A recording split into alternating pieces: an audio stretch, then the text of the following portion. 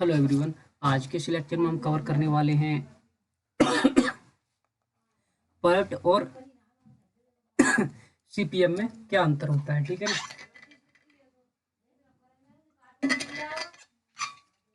PERT और CPM में अंतर को पढ़ने वाले हम यहाँ पे।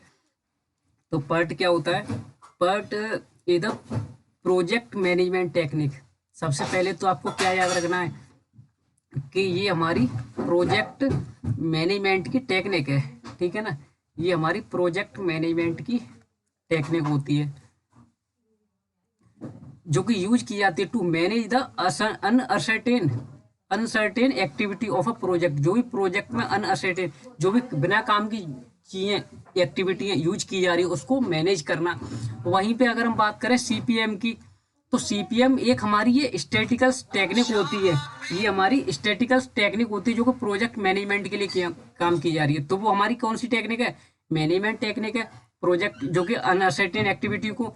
और वहीं पे अगर हम स्टैटिकल टेक्निक की बात करें तो वो हमारे सीपीएम के अंतर्गत आता है। ठीक है ना। ये दोनों चीजें आपको याद रखनी है।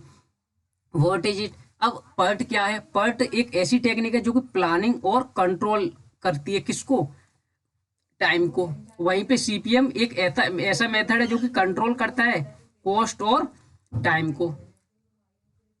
तो देखो, टाइम को तो दोनों ही कंट्रोल कर रहे हैं, बट अगर हम डिफरेंस की बात करें तो ये हमारा पर्ट हमारा प्लानिंग के अंतर्गत कवर होगा और कॉस्ट को कंट्रोल करना वो सीपीएम के अंतर्गत आता है। ओरिएंटेशन की बात करें तो इवेंट ओरिएंटेशन होता है हमारा पर्ट। और वहीं पे अगर हम इसकी बात करें सीपीएम की, तो हमारा एक्टिविटी ओरिएंटेड होता है।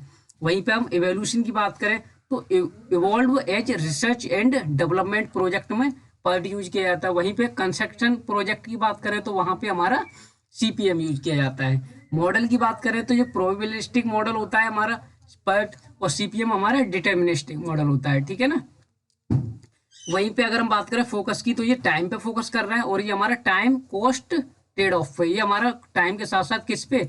कॉस्ट पे भी फोकस करता है, जो कि हमने यहाँ पे सेकंड पॉइंट में कवर किया था।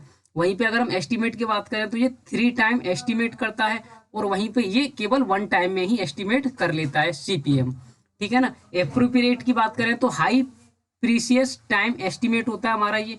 वहीं पे अगर हम सीपीएम की बात करें तो ये रीजनेबल टाइम प्रीसियस होता है। ठीक है ना। अगर हम बात करें मैनेजमेंट ऑफ की, तो अनप्रेडिक्टेबल एक्टिविटी को मैनेज करना यहाँ पे, और यहाँ पे प्रेडिक्टेबल एक्टिविटी को मैनेज किया जाता है सीपीएम में। ठीक है ना। नेचर की बात करें जॉब की, तो नॉन रिपीटेटिव नेचर होता है हमारा पर्ट में, और सीपीएम में हमारा रिपीटेटिव नेचर होता है। ठीक है ना। वहीं पे अगर क्रिटिकल और नॉन क्रिटिकल एक्टिविटी की बात करें तो यहाँ पे कोई डिफरेंस नहीं होता है क्रिटिकल और नॉन क्रिटिकल में। बट अगर हम सीपीएम के दौरान की बात करें तो क्रिटिकल और नॉन क्रिटिकल एक्टिविटी को अलग अलग आंका जाता है। सुइटेबल की बात करें तो रिसर्च और डेवलपमेंट प्रोजेक्ट के लिए हमारा कौन सा होता है? पर्ट होता है। वहीं पे नॉन रिसर्च प्रोजेक्ट के लिए, जैसे कि सिविल कंस्ट्रक्शन है, शिप बिल्डिंग है, उसके लिए हमारा सीपीएम यूज होता है। ठीक है ना। जो कि हमारी एक स्टैटिकल टेक्निक होती है। वहीं पे क्रैशिंग कंसेप्ट की बात करें तो ये नॉट एप्लीकेबल होता है, और यहाँ पे एप्लीकेबल होता है क्रैशिंग कंसेप्ट। ठीक है ना। आई होप दोनों का डिफरेंस आपको अच्छे से क्लियर हो गया होगा।